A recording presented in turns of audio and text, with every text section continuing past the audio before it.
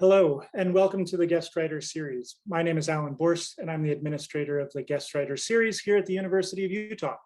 Today, we celebrate the 2020 Agha Shahid Ali Prize in Poetry, sponsored by the University of Utah Press and the University of Utah Department of English.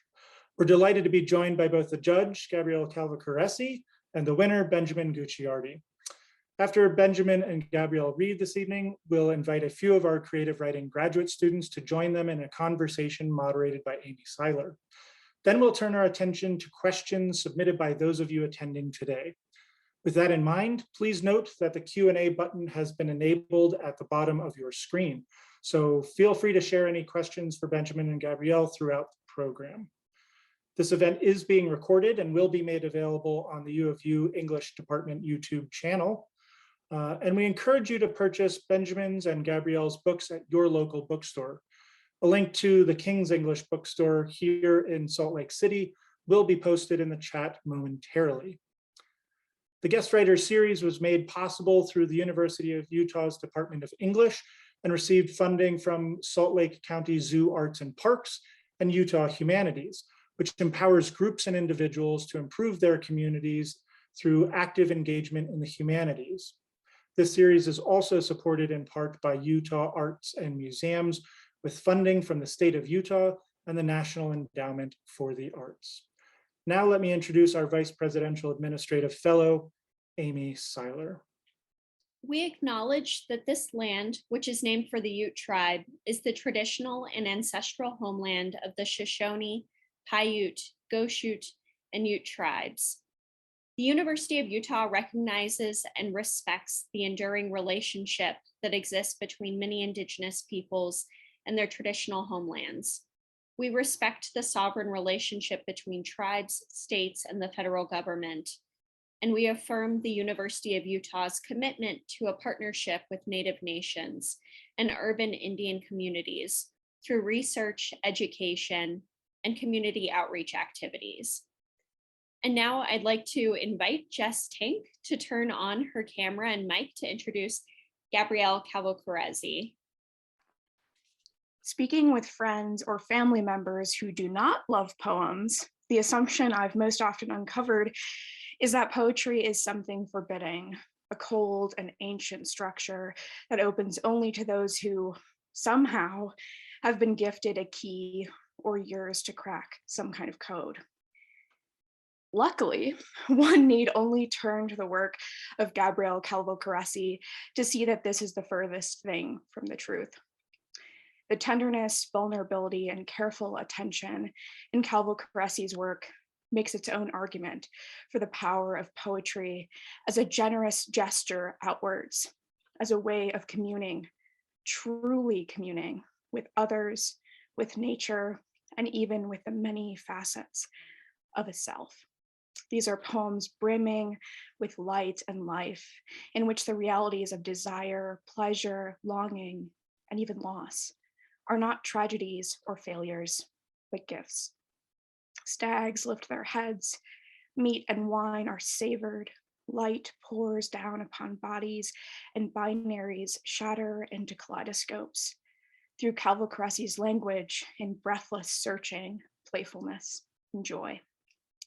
To use some of Calvocoressi's own words, have you ever had a person say, "It's okay," softly to you in the darkness? A voice different from yours, let the sun come up inside your mind.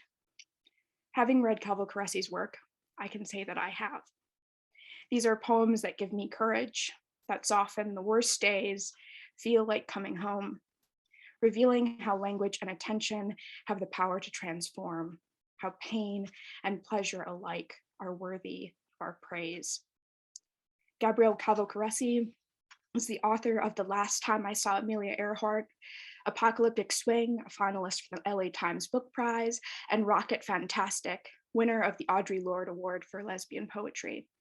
Calvocoressi is an editor-at-large at Los Angeles Review of Books and poetry editor at Southern Cultures.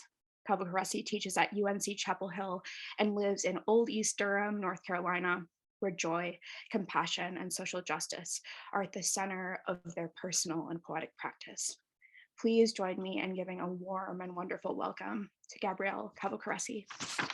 Oh my gosh, Jess, thank you so much. I really appreciate that. What a beautiful introduction. Thank you so much. And what an amazing night to be here in Utah. I'm sorry we can't be there in person, but it feels so incredible to finally get to be with you all, celebrating the remarkable work of Ben Gucciardi. I'd like to thank Alan so much for having me, Jess, Amy, for all that you're doing and have done, and just everyone in the whole department. Wonderful Paisley Reckdahl, who I wish I was eating a meal with later tonight, but just so happy to be together.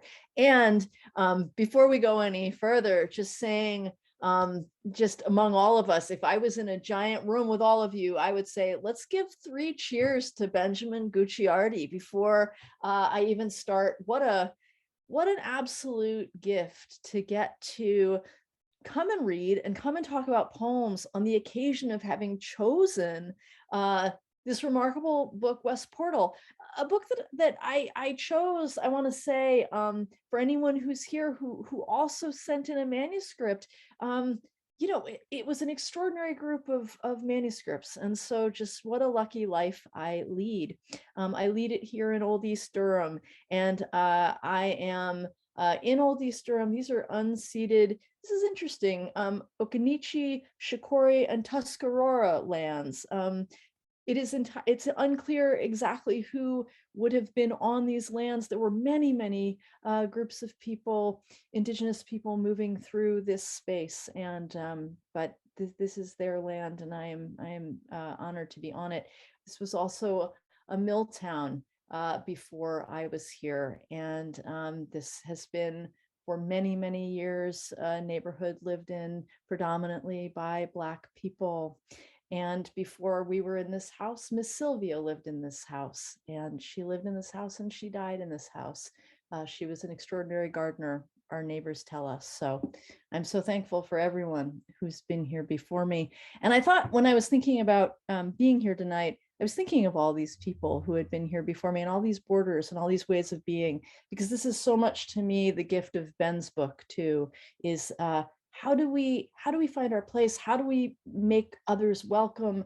How do we recognize the porousness and the boundaries and the boundaries we set up between people, and also how the living and the dead push through them. So it's a great gift to be here tonight.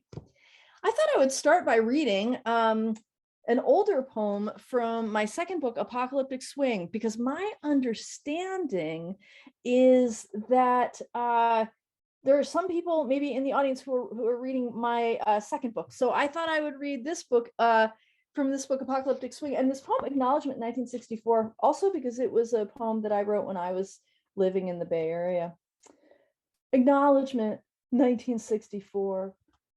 Could have gone west, could have packed your things. Who cares that you weren't old enough to drive? Could have sold yourself to truckers and highwaymen. Could have gone down the dark road between home and somewhere better, the whole world watching TV and no one thinking of you. Could have got lost. Could have said, I don't know, when the waitress asked, where you live at? You could have lied and said New Jersey or Mobile. Of course, that assumes you'd get past Mason-Dixon. You could have seen battlefields, Gettysburg, Fredericksburg, even Chicago, if you waded deep enough into summer. Could have slept with your head on the ground like your sister, her ear on the transistor, listening to, I want to hold your hand. You could have said, fuck the Beatles, and left them behind, shooting the lights out of every stadium, every coliseum. You could have made the girls scream because you were the stranger under the bleachers, that ember of the cigarette burning in the darkness just outside their porch lights glow. You could have named them Helen, Rochelle, Ida Mae, and in Texas, Irene Rosenberg, a girl just as lonely as you. Imagine. You're leaving before it ever got started. Where's that girl you married? You don't know. You were halfway to Billings or Provo or Bend. You watched the cities of the Midwest burn. You threw bottles and never cut your hair. Remember the drum kit in Schlesinger's Instruments, how you crawled through the broken window and banged away in the shards of that city.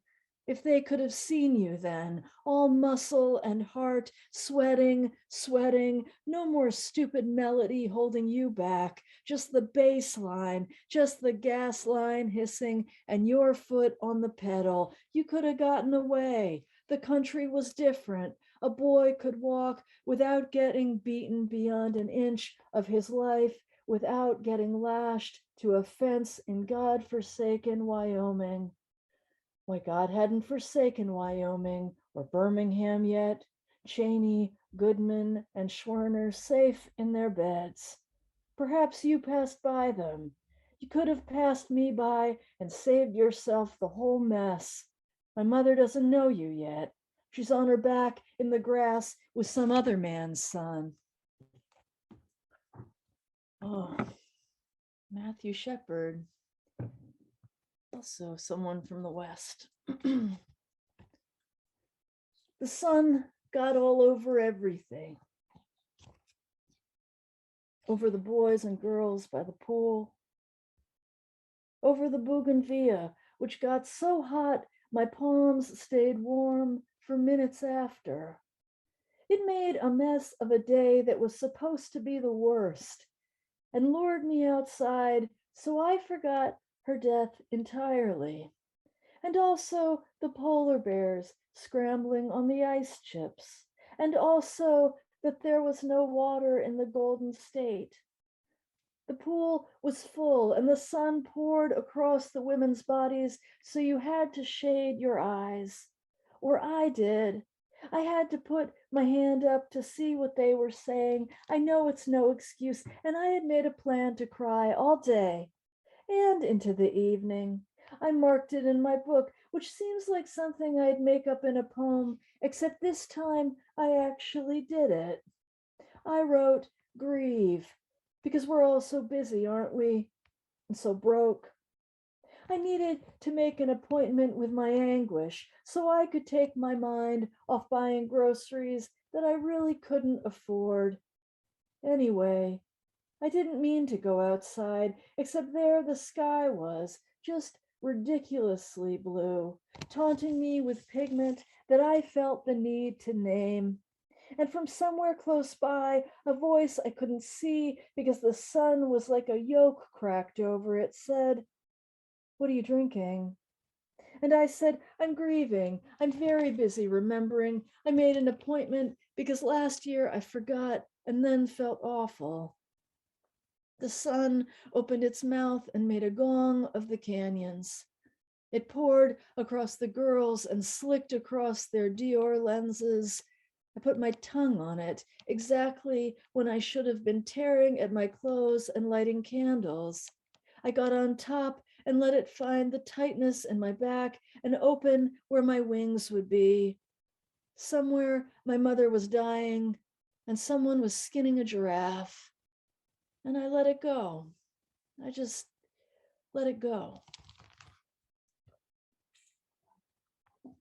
This world of ghosts and this world of landscape. And really the beautiful, terrible, how two things can happen at once, right? You're just by this beautiful pool, everything is wonderful. And also, will my mother ever stop dying? Probably not, definitely not. And that's also something that I really admire so much about Ben's work and this incredible book, West Portal, right? So many meanings of that word in that book. You know, these two things that we hold, these children who've gone through terrible, terrible things. And then sitting with that child with a thermos of soup, fishing, you know, these things that happen in Ben's poems, they really help me see the world in all of its complexity. I love it so much. I'm going to read a poem right now. I think it's a poem really about living, but it's also a poem that deals with suicidal ideation. So if that's not so much for you tonight, and that's not something you want to listen to, take maybe a minute or two's worth of breaths, and I'll be right back to you. Hammond B3 organ cistern. The days I don't want to kill myself are extraordinary. Deep bass. All the people in the streets waiting for their high fives and leaping, I mean leaping when they see me. I am the sun-filled god of love, or at least an optimistic undersecretary. There should be a word for it. The days you wake up and do not want to slit your throat, money in the bank, enough for an iced green tea every weekday and Saturday and Sunday. It's like being in the armpit of a Hammond B3 organ. Just reeks of gratitude and funk, the funk of ages. I am not going to ruin my love's life today. It's like the time I said yes to gray sneakers, but then the salesman said, wait. And there, out of the back room, like the bakery's first biscuits, bright blue kicks, iridescent, like a scarab. Oh, who am I kidding? It was nothing like a scarab. It was like bright blue fucking sneakers. I did not want to die that day. Oh my God. Why don't we talk about it? How good it feels. And if you don't know, then you're lucky, but also you poor thing. Bring the band out on the stoop. Let the whole neighborhood hear. Come on, everybody, say it with me nice and slow. No pills, no cliff, no brains on the floor. Bring the bass back. No rope, no hose. Not today, Satan. Every day I wake up with my good fortune and news of my demise. Don't keep it from me. Why do we have a name for it? Why don't we have a name for it? Bring the bass back. Bring the band out on the stoop. Hallelujah. I read, why do we have a name for it? Maybe one of these days we will have a name for it. And then maybe the poem will be obsolete by then. I don't know. My perimenopausal body cistern. Disappointing. How surprising. Bled all day. Stopped bleeding. Bled some more. Went to the doctor who reached inside the woman body I try to live with, make peace with, but also ignore. Sad tenant, my uterus. One day the tenant turned out to be my landlord. All day I wonder what it means. Clock I know as well as I know anything, but also never wanted, and also won't give up. In the history of my light body, it will show I could have been another. The shots, the surgeon's blade, that freedom. But I hold on, not out of fear, well, maybe, but also this body I fought for, timid skin sack that grew into a kind of magnificence I'd not expected. I tie my bow tie around my neck, but it's not quite the neck I want, but still, the neck survived. Hours on the floor begging for my life, bent head crying in the bathroom, bent head walking by the boys, yelling hog, a dog, and ugly as an animal. It's confusing. I protect the breasts that I live without in my mind's eye. I look for hours at men's trousers and kimonos and bleed all day. My mind says, take it out. And though it's one step closer to the one true self I wanted, also I miss it in ways I can't explain. Burnt off scroll. I'm a mirror of a mirror. When I was 8 at daycare, my friends pulled me aside to talk about a sex change. All of us in our Catholic uniforms, Meg, Emily, Nadine, and Brian, who got kicked out because of me. That's later in the story. We drew me in the sand. We planned and wondered how much it cost to be another body. But now I know my body. I pull up my pants and feel the lack of one thing as the muffin top reminds me of the persistence of another. Me, who's with me always. This pillow that looked over me, pillow of skin and fat that I'd call Rubenesque. It tried its best. to cover me, so I worry over it. Strange companion. This body that covers me and bleeds all day without ceasing. I say, come on. I say, stop. Like I used to when I'd get too scared of one thing or another. God comes back to find me in the most confounding ways. Me and my body, who are often not the same. Very strange to be in this vessel sometimes. I'm going to read just 2 more short poems. This is for my dear friend Jenny Tonpaho, great Kiowa scholar who passed away 2 years ago. Miss you. Would like to grab that chilled tofu that we love. Do not care if you only bring your light body. Would just be so happy to sit at the table and talk about the menu. Miss you. Wish we could bet which chilies they'll put on the cubes of tofu, our favorite. Sometimes green, sometimes red, roasted, we always thought, but so cold and fresh. How did they do it? Wish you could be here to talk about it like it was so important. Wish you could. Watched you on the screens as I was walking, as I was cooking. Wished you could get out of the hospital. Can't bring myself to order our dish and eat it in the car. Miss you laughing. Miss you coming in from the cold and one too many meetings, laughing. I'll order already. I'll order 7 helpings, some dumplings, and those cold lamb noodles that you like. You can come in your light body or skeleton or be invisible. I don't even care. No, you have a long way to travel. No, I don't even know if it's long at all. Wish you could tell me what you're reading. If you're reading, miss you. I'm at the table in the back. Thanks so much for having me tonight. Miss you. Would like to take a walk with you. Do not care if you just arrive in your skeleton. Would love to take a walk with you. Miss you. Would love to make you shrimp saganaki like you used to make me when you were alive. Love to feed you, sit over steaming bowls of pilaf, little roasted tomatoes covered in pepper and nutmeg. Miss you. Would love to walk to the post office with you. Bring the ghost dog. We'll walk past the waterfall and you can tell me about the after. Wish you could come back for a while. Don't even need to bring your skin sack. I'll know you. I know you'll know me, even though I'm bigger now, grayer.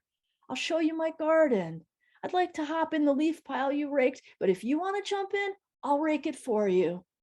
Miss you, standing looking out at the river with your rake in your hand. Miss you in your puffy blue jacket. They're hip now. I can bring you a new one if you'll only come by. No, I told you it was okay to go. No, I told you it was okay to leave me. Why'd you believe me? You always believed me. Wish you would come back so we could talk about truth. Miss you. Wish you would walk through my door. Stare out from the mirror. Come through the pipes. Thank you so much for having me tonight. I really appreciate you all so much. It is my great, great, great pleasure to introduce the poet Ben Gucciardi, who we're here to celebrate tonight, his extraordinary book, West Portal, which I was lucky enough to choose for the Agha Shahid Ali Prize. Just really, really such a gift to get to do that. And in the name of Shahid, who was really known as a poet who brought community together, who brought so many different modes of being in the world into his own poetry, and really also brought that kind of ecstatic gesture also with the truth of deep mourning, which is something I think Ben does so beautifully in his poems. I'm just going to read a little bit of the bio and then talk for just a minute or two about the real heart and soul of what I love about that work. Ben Gucciardi was born and raised in San Francisco, California. His first book, West Portal, was selected for the Agha Shahid Ali Prize in Poetry and published by the University of Utah Press, go University of Utah, in July 2021. He is the author of the chapbooks Timeless Tips for Simple Sabotage, which won the Quarterly West Chapbook contest in 2020. And also I Asked My Sister's Ghost, which came out from Diagram New Michigan Press in 2020. His poems have appeared all over the place. And this is, I think, just so important both to his poetics and just his work and who he is in the world. In addition to writing, he works with newcomer, refugee, and immigrant youth in Oakland, California through Soccer Without Borders, an organization he founded in 2006. When not working with youth or writing poems, he spends as much time as possible in the Pacific Ocean. That kind of spaciousness, right? That the work that Ben is doing with young people, with refugees, with immigrant youth in Oakland, it both finds its way deeply into the poems, and also just as I was reading that manuscript and just could not get it out of my mind, just was reading it over and over again, kept thinking about it. I was so interested in the way that Ben, through just his rigorous craft and his unbelievable heart, really makes us welcome in these poems in a way that never patronizes us, never looks away from the incredible difficulty of the world, the difficulty of the situations he's talking about, be it the death of his sister, be it the lives of these young people that he is working with, be it the life of the city of San Francisco that he is living in and moving through. He is always able to somehow bring me into this space where I feel that I have been made welcome to read deeply, to look at my own complicity in the various modes of injustice that we work through and are pressuring all of us every single day. And I just am so stunned always by poets who can do that, poets who can make me think, who am I as a reader? Who am I as a citizen? Both in this book and also out in the world. Ben is one of those poets who, yes, he makes extraordinary images in the work. When you read reviews of the work, people talk about just like how beautiful that work is. I want to talk about the fact that while this work is incredibly beautiful in terms of the way it's put together, it's also got a kind of hard edge to it, an unwillingness to just let beauty and the surface kind of work over the reader so that we can look away from the things that are really challenging to us. This is a book of ghosts. It's a book of portals. And I have to say, I just think we're all so lucky to have this book in the world and to have this poet in the world. I know it's a book that's helping me be a better poet and also, I think, a better person in lots of ways. This is one of the most inspiring books of poems I've read in a really long time.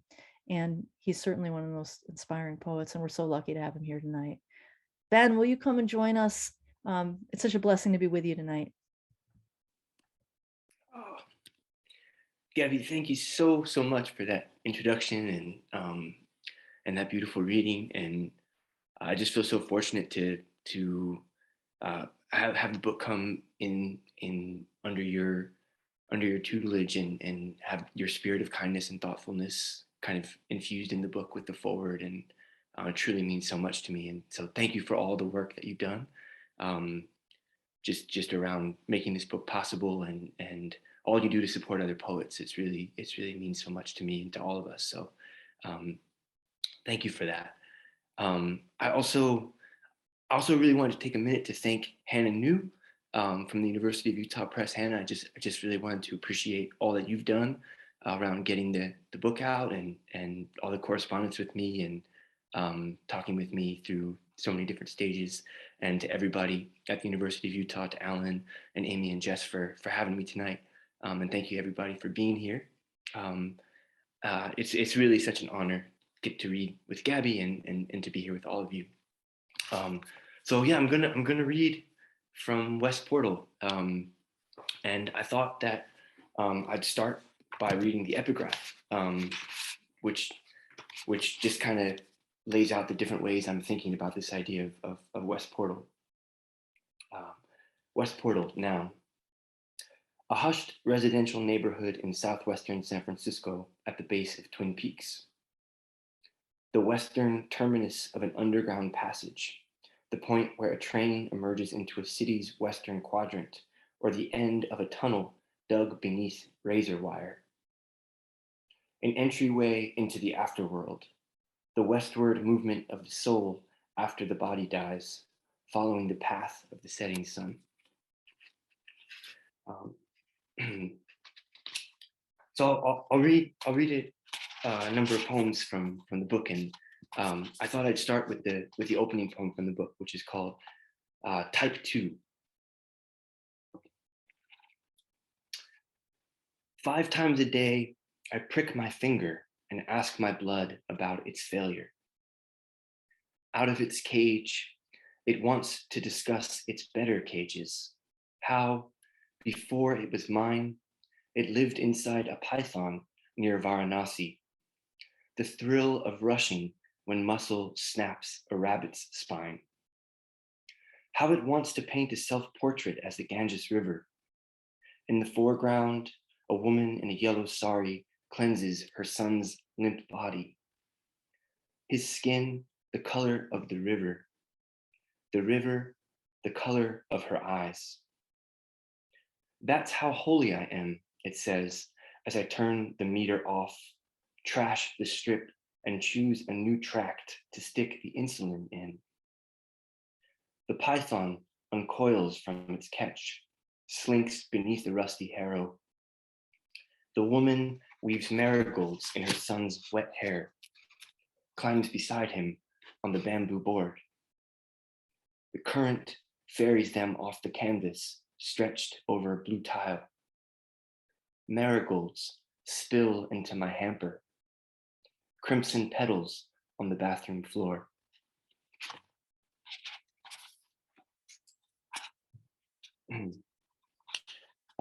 This next poem I want to read is called Advice for Pallbearers.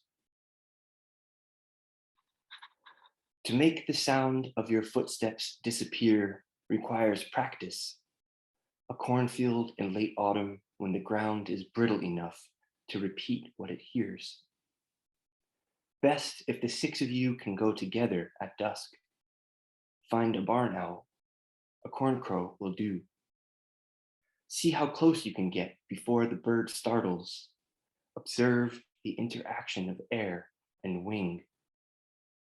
Before you handle the casket, borrow your mother's finest crystal vase. Carry it through the crowded parking lot to the water park. Ride the slides. Let nothing shatter. The trick is for the coffin to appear to float. The weight of his failures superfluous. Let him be known as a saint for a few moments before he is forgotten.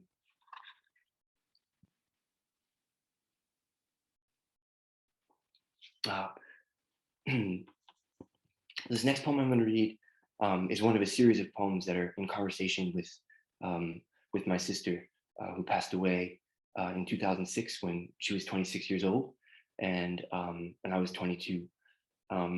And this poem is called "I Ask My Sister's Ghost to Take Me With Her." And this series of poems is sort of I think there's 6 in the book, and they're spread out sort of at forming a lot of the spine in some ways of the book. And this is a poem called "I Ask My Sister's Ghost to Take Me With Her." Not because the reefs are bleaching, because I want to see how thin the veil is. To row behind her in the boat she came in, row all day into night, and where the river turns to delta, blade my oar to beach the dinghy on a bank of silt and cattail. Because I want to hide with her in midnight swaying, turn my ears from the throng of bullfrogs to the song she hums, listen to her stories of its blind composer, how he charmed wives at the royal parties in Dublin, his fingers sweeping each glissando, his eyes clouded over like a cod on ice. There is a symbol she taught me for a word that has no word, but I can never remember how to draw it, what tone to put in my throat to speak. The inked shape of that mutable mark hangs just beyond the last branch of my mind as she turns to leave. There is nothing I can say to convince her to take me. So I pluck the tongue from my mouth and lay it flat on a stone. When she bends to inspect the petal, it becomes a red door. It creaks as she opens it, walks into the unspoken without turning back.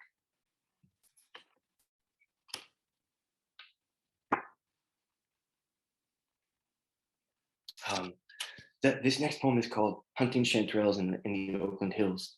And the opening line of this poem is one that Gabby pulled out for the forward, and I thought that was really nice of you to do that, Gabby. So Hunting Chanterelles in the Oakland Hills. It is not only trauma which cleaves, the soul also fractures in joy. All month I summon the shard of myself still kneeling in the sword fern, tracing the forked ridges of winter's first chanterelle.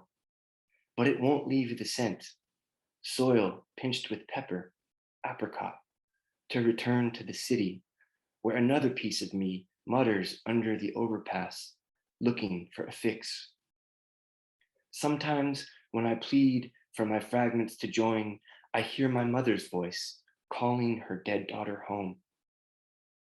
Slow down, my friend insists, off trail in deep woods. They're easy to miss. Rain spills from my cap as I scour the chaparral, bending to buckeye roots, digging through duff. There, flesh worthy of the name, chanterelle. I remove the veil of mud as if it were lace. I splinter when my fingers slip the stem from loam.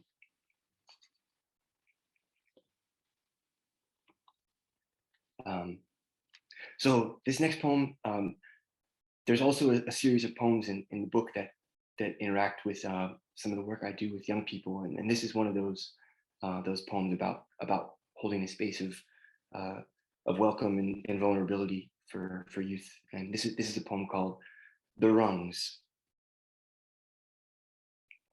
Only the person with the green dice should be talking, I remind the boys, holding up the oversized foam cubes.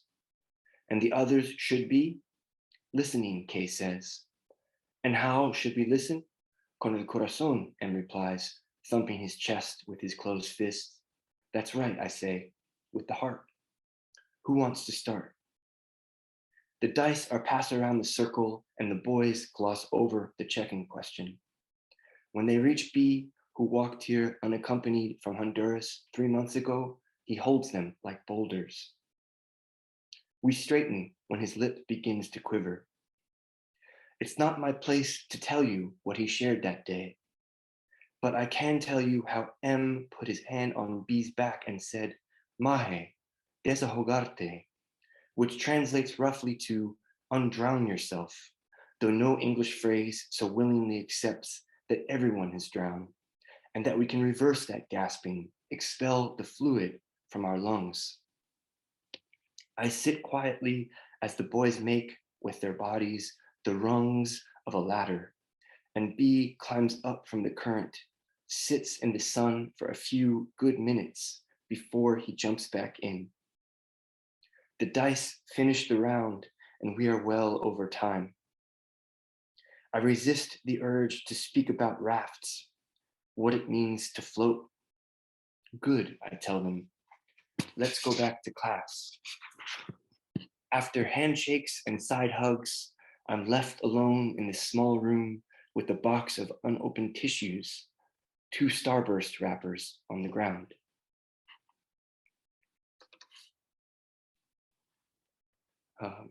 So I'm going to read just 3 more poems. And thank you all so much for being here. This is a poem called Masa. I thought my sister's ashes would feel like masa. Clumpy, maybe, but milled free from her figure. But when I cup a handful to sow in the canyon where we gathered nasturtiums, I meet flame's laziness. 2 triangles of bone intact among the powder. A vertebrae's corner, her middle phalanx that steadied the blade she pulled across her wrist. Arrowheads we should have left in the cornfield. Cobalt glass the sea spit up, or the sails of the toy ship we captained in the tub. Water sloshing over the porcelain rim as we summoned a squall through which only fools like us would sail.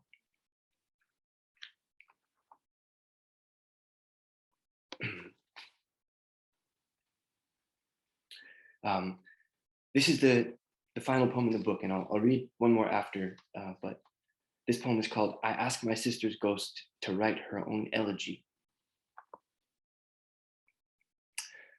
I ask my sister's ghost to write her own elegy, since the attempts I've made fall short.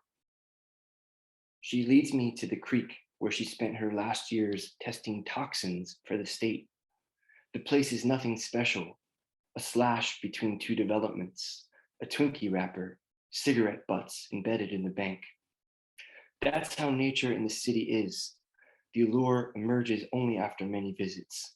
Flora noticed by a patient eye. You're doing it again, she interrupts, describing the land instead of me. She points towards the water. In the shallows, a crayfish pretends to be a stone. Then what should I tell people, I ask. Most days, she says, she just waded in. Let the crayfish crawl over my feet. She knew them like she knew lovers' scars, their cleft claws, their ridged antenna.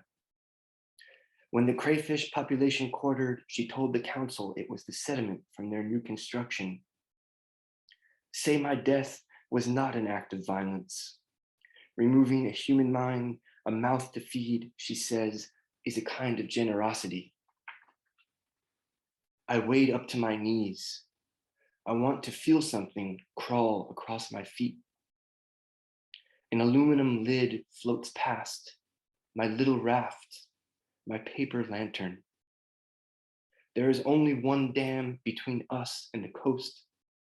There are the soy fields and almond groves leaching nitrous clouds into the river. I hope there is an entrance to the cold, thrashing sea.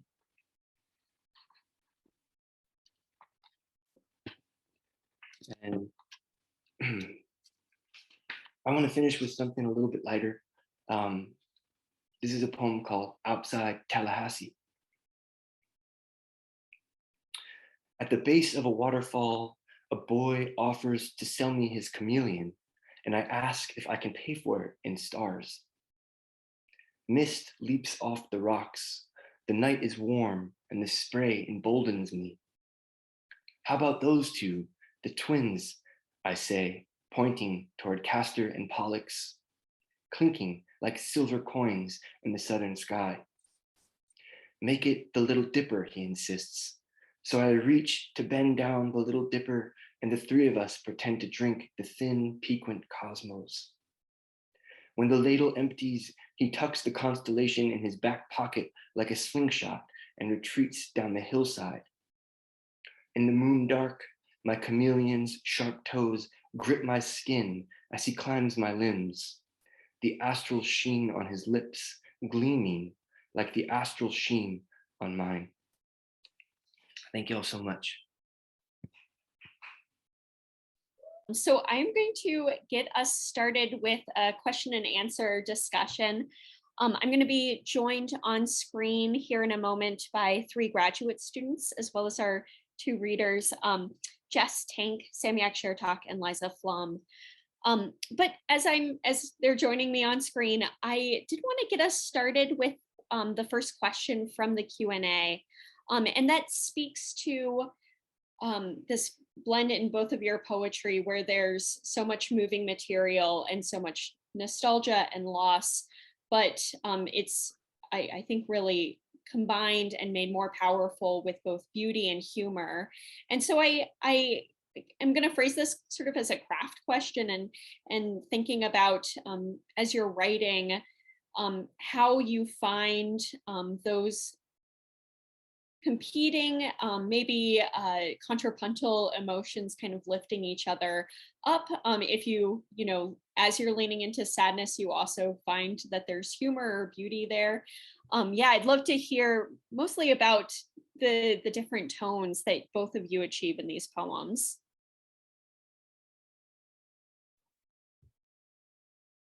This is now like the dance of who goes first, what happens. Ben, shall I go first with this one? You go first with the next one? Yeah, why don't you go first? That sounds great. Next one's on you. Okay. Because there was also a question, which I think we'll get to, about how I pick books I pick when I'm judging and stuff like that. And I'm happy to answer that longer answer to that in a little bit, but that ability to hold both things, which is, I think, a tonal thing that can happen in a poem, but also does say something just about the kind of openness on the part of the writer, I think, is something that really drew me so much to Ben's poems. I think it is something that I've maybe learned to do in my poems, but it's taken me a lot longer than it took Ben to learn to do it. I would say that I was someone who, and once again, I will, for people who don't want to listen to this tonight, I'm thinking about suicide. You know, I was someone who, and there may be other people in the room who have had this in their writing. I had this kind of central event happen in my life when I was quite young, amongst a number of other events, but my mother's mental illness and my mother taking her life. And that was really the focus of my poems. It may be that I will always be writing that poem again and again and again. And for a really long time, I almost felt obligated to kind of just like hone in on that so deeply, and the pain of that, and the kind of the trauma of that, and that that one thing that I noticed in my own work was that at some point, kind of all the air had left those poems, if that makes sense, and they kind of all sounded the same, and they didn't feel true to her or to me. They began to feel kind of patronizing to her in a way. I'm only speaking about my own poetics in this way. I also want to be clear, anybody who's working with their poems. But for me, one of the things I recognized was that there was no pleasure, there was no joy, there was no anything in those poems. And yet, like, I was someone who, I think my mother is kind of always dying inside me. I am never going to be free from that, a certain kind of wound of that. It's also true that, like, I have amazing days and I'm eating like the best pizza of my life. And in the day that I'm eating I'm both eating like this insane, like, what, a pizza donut? What's that? And also, is my mom dying? Absolutely. Like, that's happening. And that, the understanding of that and how to live with that has both helped my mental health a great deal and has helped me be gentler with myself, and also, I think, has helped me be sort of more compassionate with my poems and more open with my poems, if that makes sense. And so I think it comes through as a different tone in the poem, but it's also like a kind of gong in the poem. I think the poems ring for longer and they have lots of different levels to them. And yeah, I mean, that is something, I think there are poets that do that really, really beautifully, and Ben is one of them. Yeah. Thank you for that, Gabby. I think I relate so much to what you're saying about the way that it can kind of make space for other tones. I think for me, when I started writing those poems that were sort of directly in conversation with my sister, or sort of inviting her voice into the poems, she had such a specific sense of humor and like this really wry kind of like edgy personality that I felt like allowed me to write into that a little bit, which is a little bit just a different voice or a different space from some of the subjects, or even some of like the ways I might talk about things. And that really, I feel like that really allowed allowed me to do more with my poems, just in the sense of like the breadth of what I was able to talk about, or how I was able to come at something, getting out of my own kind of lens around it, and how might she see this, or how, you know, what might this look like, and in some ways harder, like in some ways she was harder, or had a darker view in some ways around some things than I did, and so some of the poems were able to explore that, or kind of get into that a little bit. And I think it's also true that it just that experience of like deep grief and proximity to somebody who's dealing with that does open up something. And just speaking from my experience, open up my ability to also to feel, to, the sun got over everything. Like it got over everything. It got into the place where the wings might have been. You feel it there, because it is such a contrast to the hard time and the darker times.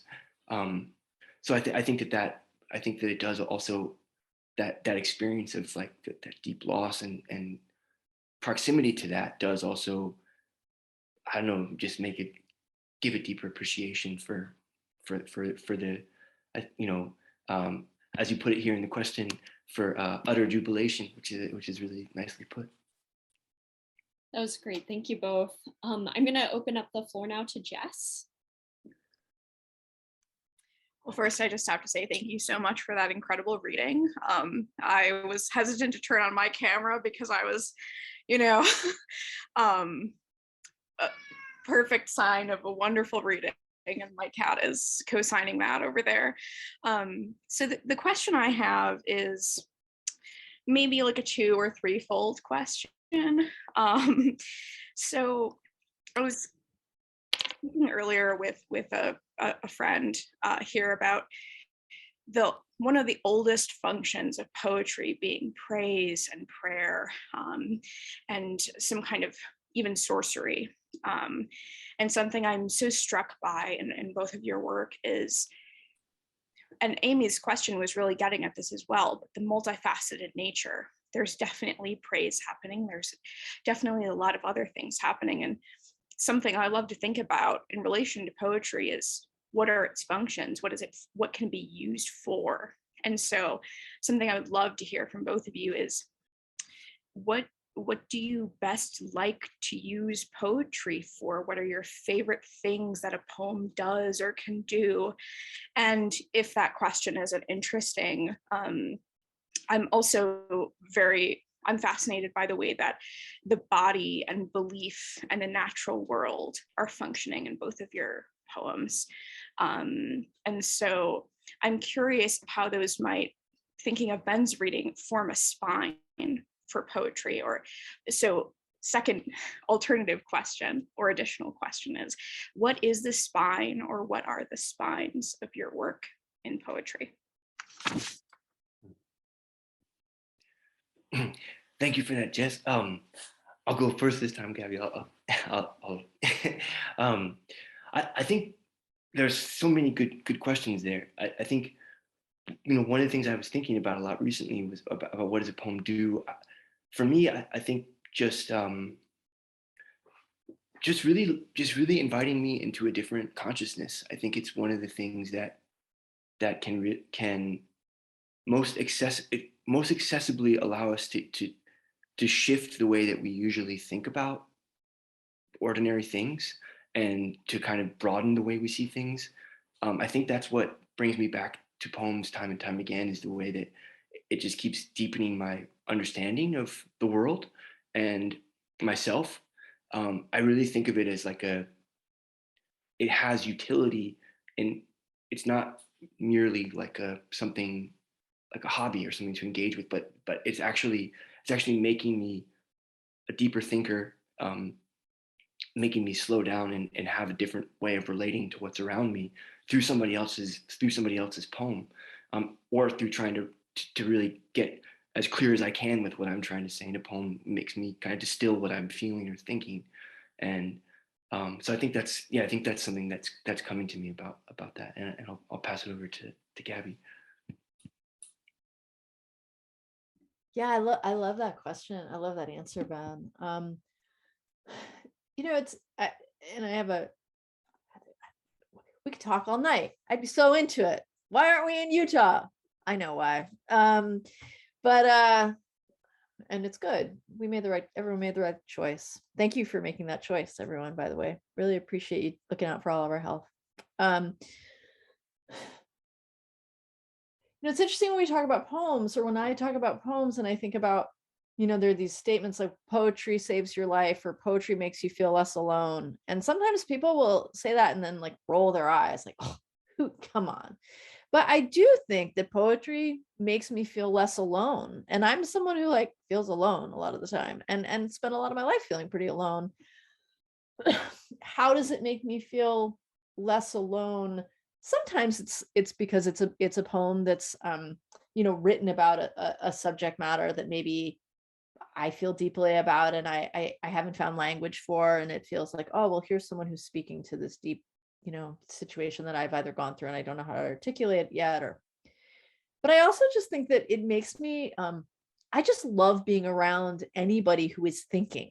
Like I love watching people think, and I love like being just inside like somebody's brain, like looking around. And that's not just poets. I think Ben and I have a dear friend in common, Rebecca Solnit, and I call her the Sky Empress because just her brain just opens like this, and it's just like, oh, here we are, but I love that poems do that. I also love, and this was something that happened when I was a grad student. I had gone to undergrad at Sarah Lawrence College in Bronxville, New York, and then I went to Columbia for my grad school. And so I was so lucky to be in those places.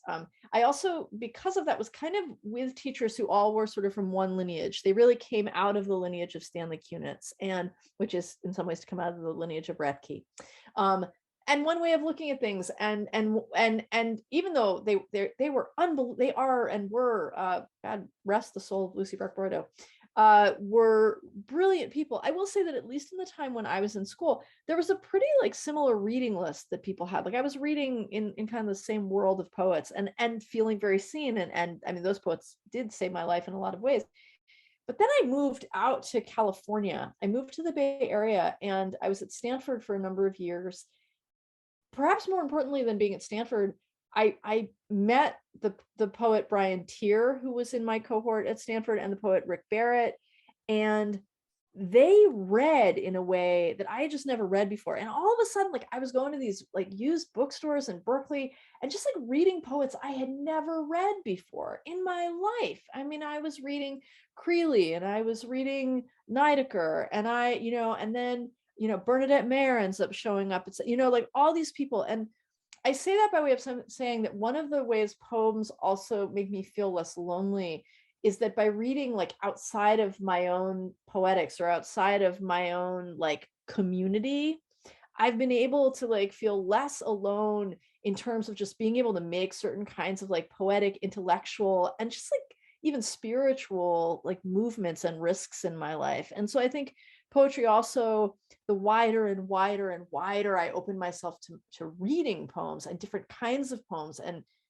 constantly trying to learn more, the more I just feel part of something really amazing. And for a kid who spent most of their school eating lunch in the girls' bathroom, that is a very awesome, that is an awesome thing to have be my life. Yeah.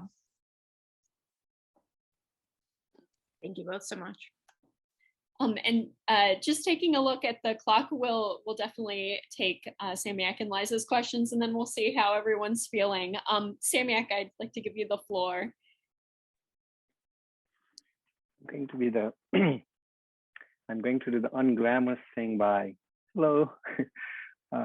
by bringing us from the spiritual high to technical low. My question was concerned with the sequence.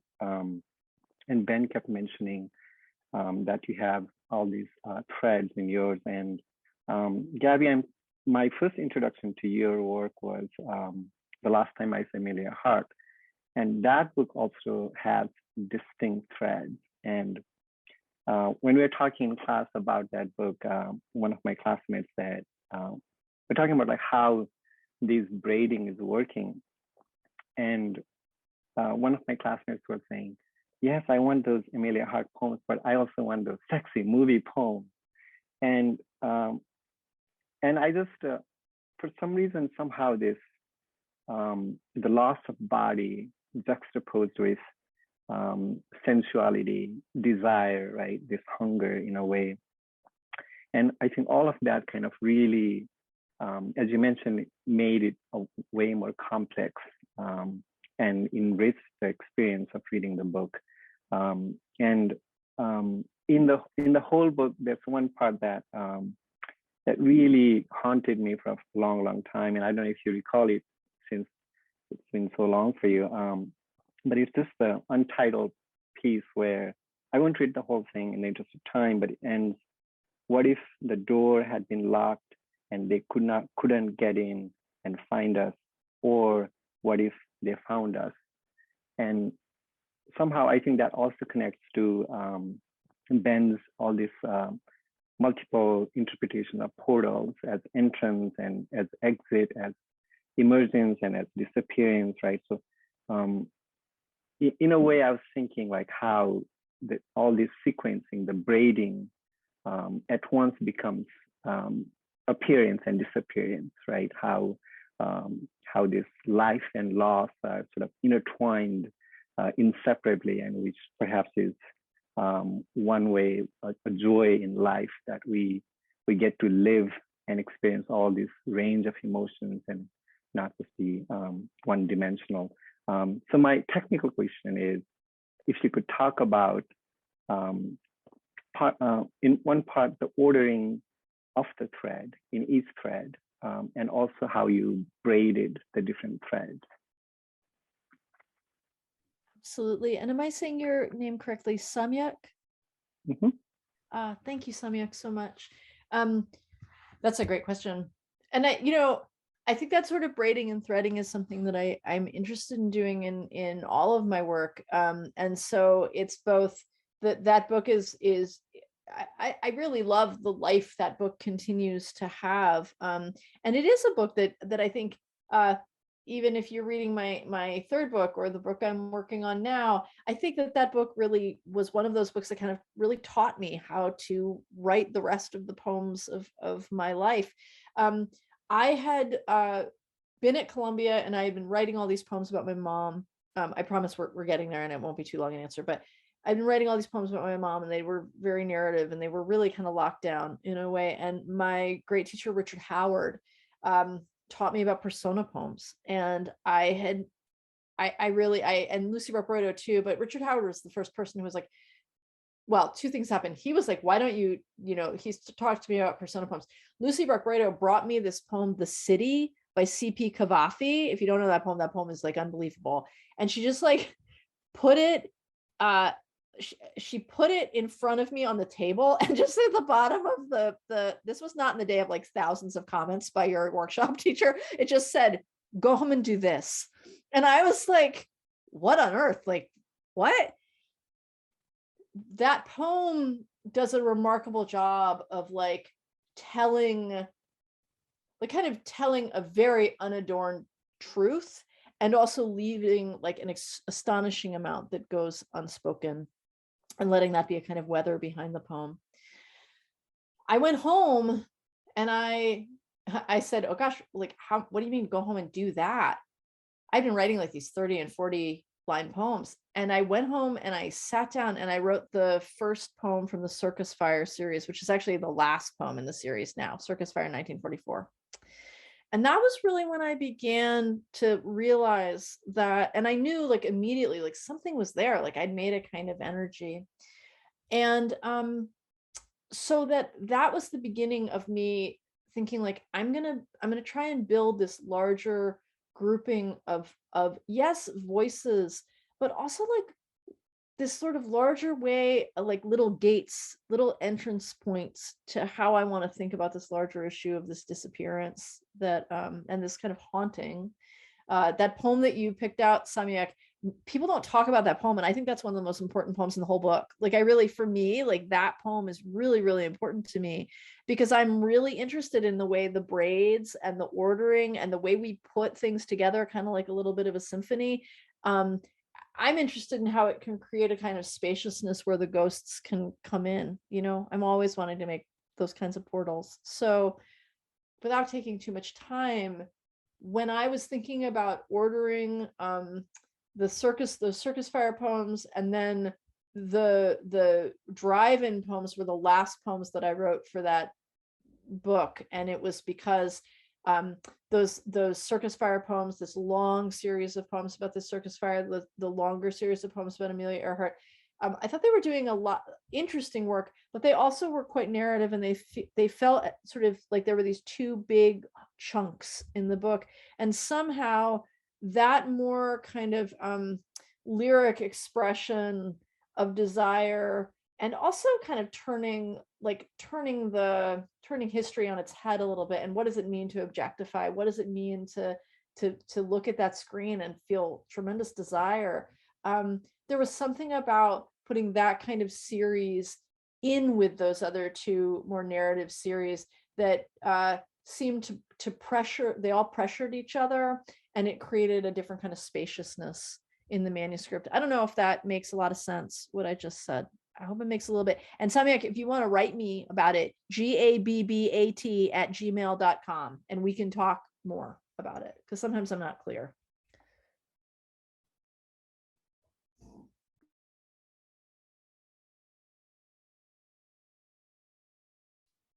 Great, and I'd like to open it up to Liza then, and maybe after Liza's question, we could loop back to this question of manuscripts, and since there are so many students in the crowd, and then we'll go ahead and wrap up for the evening.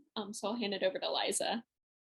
Hi, thank you so much to both of you for being here and for the reading.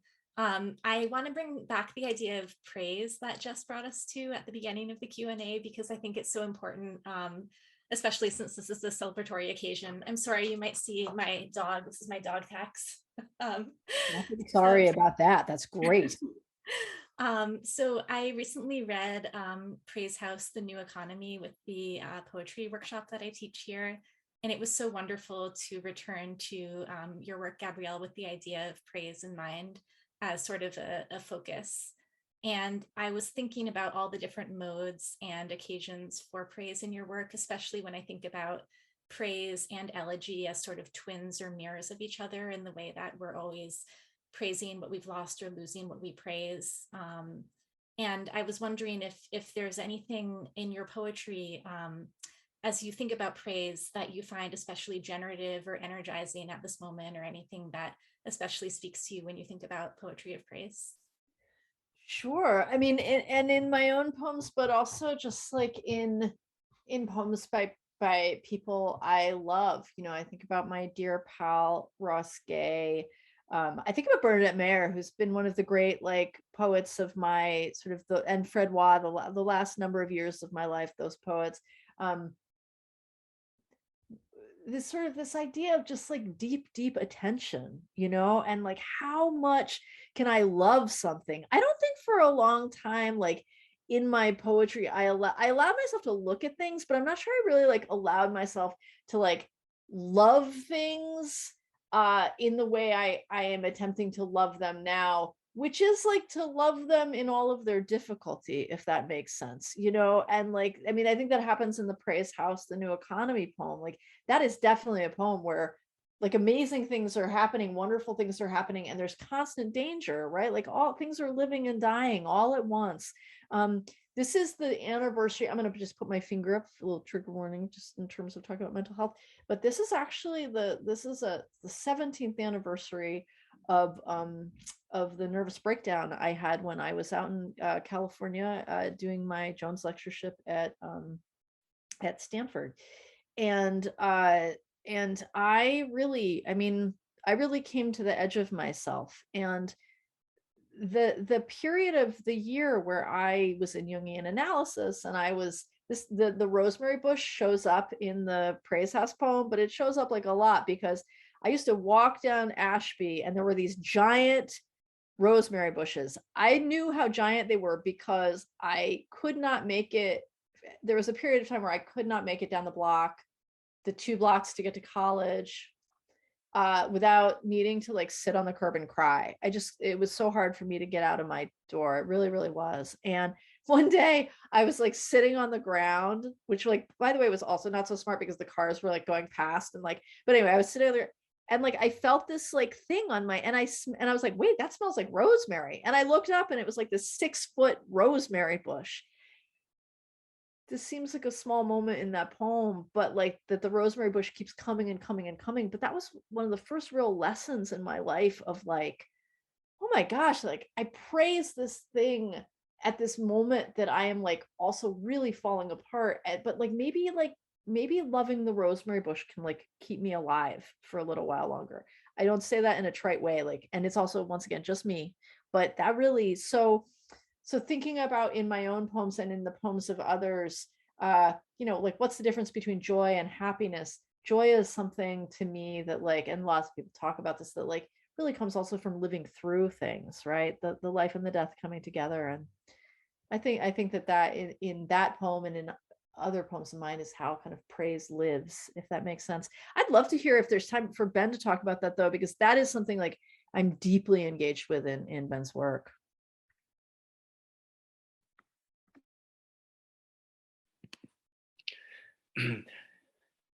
I'm not sure I have anything great to add on that one. Just at the moment. I mean, I think, yeah, I think it's probably more valuable for the students to hear from you around the question around around manuscripts. So All right. I appreciate that. Yeah. Everybody needs to be reading Ben's book though. Let me tell you something. Praise, praise, praise, love, love, love.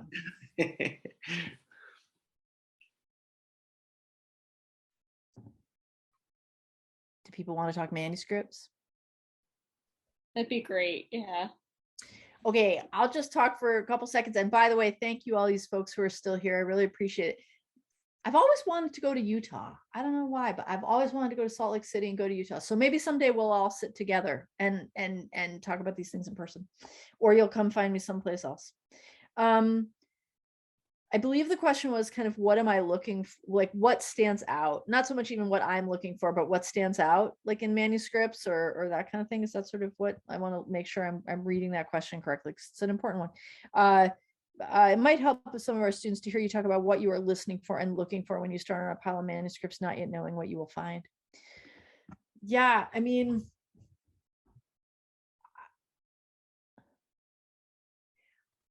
it sounds like too trite to say like I'm listening for a unique voice, but what I will say is this. Many manuscripts are full of poems that sound the same, even if they're like the poems sound the same, even if they are talking about lots of different things. It is so interesting to me. Very often that just has to do with like how you're getting in and out of your poems. If you go and you read this is like so pragmatic, but if you go and you like take 10 to 12 pages of your poems, or even take that whole manuscript and you just read the first sentence, you know, or the first few lines of each of the poems in the manuscript, right, out loud. One of the things that very often happens is that we get in and out the same way. And so the poems start sounding the same, right?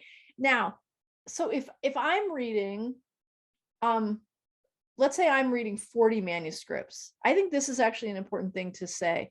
If I'm reading 40 manuscripts, that's because a group of interns have probably read 1,500 and they've given me 40. When I'm a final judge, and I do think this is actually really important, it's something like you don't necessarily hear when you're writing a book.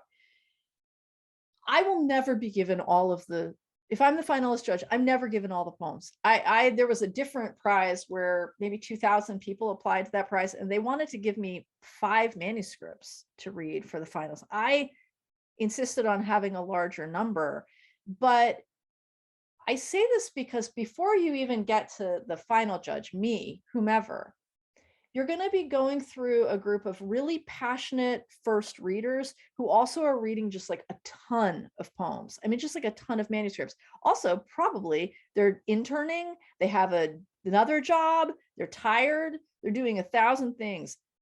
One of the things that can immediately get your manuscript, I think, sort of moved out of contention is just that thing of the poems sounding the same, right? Like, because it begins, it creates a kind of music where the person just is like, okay, I'm putting that away, right? So one of the things I do notice is that when I'm looking at finalist manuscripts, I have to like really read them all a lot of times and sort of think about like, okay, is that happening? And am I not really hearing the poems because like there's just kind of a certain sound being made?